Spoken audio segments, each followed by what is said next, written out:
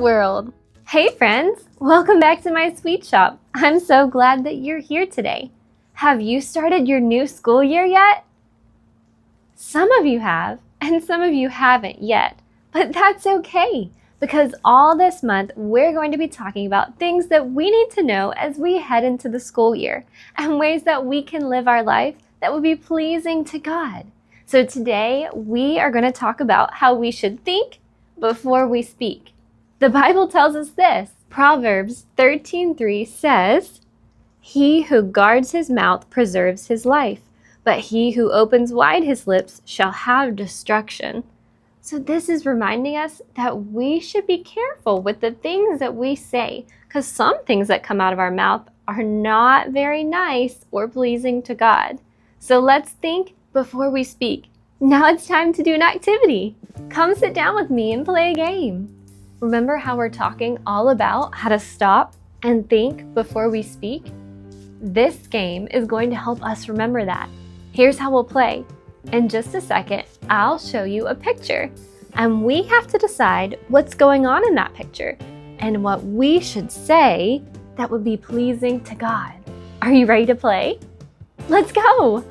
Here's our first picture. What do you think's going on here? This little girl is playing in her room, and her mom is asking her to clean her room. What should she say? Should she say, "No, I don't want to clean my room"? No.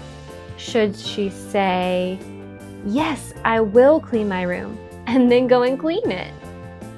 Yes, that's the right decision. Good job! Here's our next picture.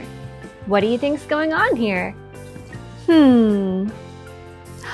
This little boy is so excited to show his friend his painting. But his friend doesn't like his painting very much. What should he do? Should he say, "Oh, that's ugly"? No, don't do that. Should he say, "Wow, you worked really hard on that. Good job"? Yes, that's the right decision. Here's our next picture. What do you think's going on here? This family is taking this little boy out to eat dinner at this restaurant after school. But he doesn't like this restaurant. What should he say? Should he say, "Oh, I don't want to eat here. I don't like this restaurant"? No, that's a bad decision. He should say, "Thank you for taking me out to eat dinner." Here's our next picture. What do you think's going on here?